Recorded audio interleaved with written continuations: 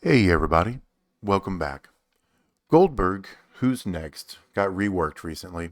And when they reworked him, they kind of reworked him into one of the most dominant gym specialty types that's currently in the game, provided you have all of the toys for that gym specialty type. Um, I think he's probably the best C tier card now. I think he hits harder than all of the other C tier cards that are still usable. And it's a little bit easier to run than the other two. The other two, in my opinion, are the reworked Yoko and the Shadow reworked original Cena Hustle Loyalty Respect. So I'm talking about column break gems. These are the kind of the most powerful gems in the game if you have the right stuff. And he can use this move, or he can throw out column break gems twice in one turn. That's also pretty important. I'll get to that in a second. So, snap, swinging, neckbreaker. Choose 3 gems to make into column break gems. Front power slam. Make 28 random gems into column break gems. And the full Nelson slam. Destroy 28 random column break gems. Okay. Entourage for this is going to be, in order to get up and running, turn 1, you need Animal, and then you need Roxy, so you can get 8 green MP, and then Roxy, you need the 4 red MP as well. Plus the MP for just being yourself, that means you'll have 9 green and 5 red, which will mean you'll be completely fully loaded turn 1. You also need JD McDonough. Moves that generate column break gems will create 3 more column break gems. This turns this move right here, the snap swinging neckbreaker, into a choose 6 scenario. And 6 is a very special number when it comes to column break gems. Here I have Lyra unmaxed out, so she's doing 125. She can do up to 200%. But if you don't have Lyra, you can use Stunning Steve Austin, who was free recently, or anybody else that will buff red gems, column break gems, or rainbow gems in this space. So Hall of Fame Hogan would also work, for instance. I think Striker Trish Stratus would also work. Just somebody to give you a little bit more extra damage. Now, you probably know where this is all going. It's column break gems, so the Devil Drip Yeet combo works just fine. The Devil Drip Plate, whenever you make 6 or more column break gems, makes 7 random gems into multiplied gems of strength 7. And the Yeet Plate, whenever you make 6 or more column break gems, increase all your gem damage by 500% for 1 turn. So both of these proc when you make 6 or more column break gems. And since you're doing it twice, you're getting 1,000% to base gem damage, and you're loading up some multiplied gems. This is actually less important than the Yeet Plate, and I'll show you why here in just a second. For the rest of the strap, I am running 100% gem, double fury 2s, 35% gem damage metal, no substats. He does have gear. His gear gives him 298% more base gem damage to column break gems. Okay, this is probably not essential to get Goldberg to run, but it is really nice for damage. Every little bit helps. So, I said the Devil's Drip is one of the least important parts of the combo, and it's because of this front power slam move right here. You're going to make 6 column break gems here, and you're going to make another 28. All right, so 6 will trigger the Devil's Drip, so you'll throw out 7 multiplies. So that 6 and 7 is 13. 13 minus 49, which is the total board, gets you to 36. Then you're going to throw out the front power slam, which is 28 random gems in the 36 other spots. And that will give you 8 empty holes left. What this really is to say is you're not going to get the full 14 multiplied gems out of double procking this plate. It's actually going to be a little bit less. I've tested this a bunch. I usually notice it to be anywhere between 10 and 12 multiplied gems. So let's check out the move order and see how well he does. I'm going to get Zombie Sammy here. So there's a little bit of gem defense, but not a ton. And no counters that we have to worry about as well. At least not on Goldberg. This moveset is highly board dependent. So if you have a lot of loot box gems like I have right here, that's going to influence your damage pretty good.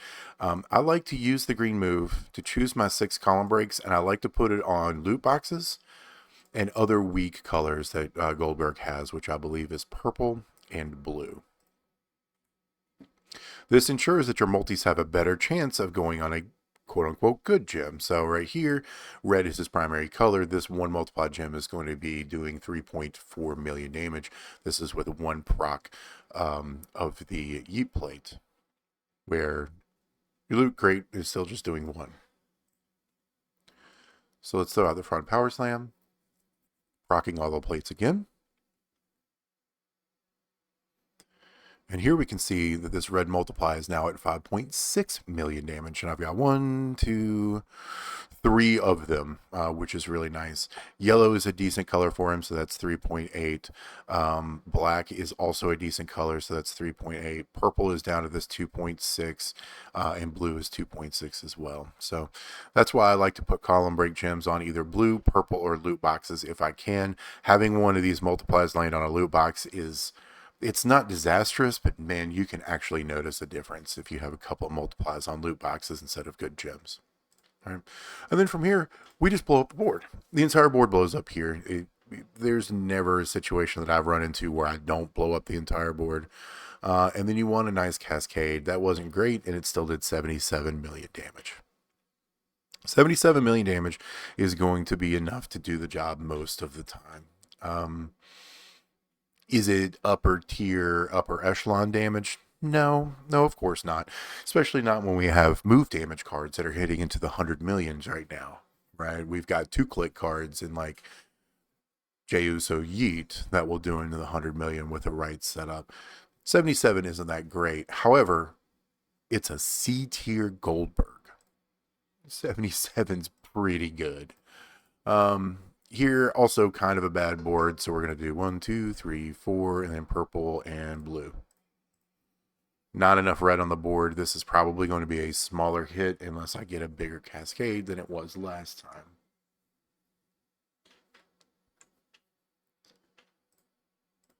Let's blow the board and see what we get.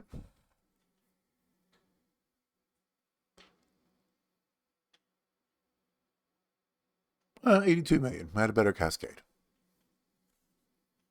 I have, with a massive cascade, touched 100 million with this move set, and the lowest I've seen, I think, is about 72.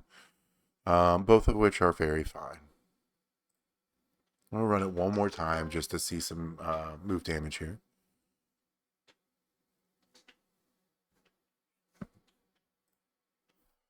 Or not see move damage, just kind of catch a bigger aggregate of data so you can see kind of what the big hit is going to be approximately. Or an average of the big hit. That's what I was trying to say. Man, words are really hard sometimes. Got a good gym there, good gym there, good gym there, good gym there. That's nice. 77. There we go. So not bad. Obviously, if you had 150% damage strep, you do more damage there. If your Lyra is maxed out, you'll do a little bit more damage. Tier 6 metals against tier 5 metals will do more damage, obviously. So there are ways you can coax a little bit more damage out of Goldberg, but that's pretty decent.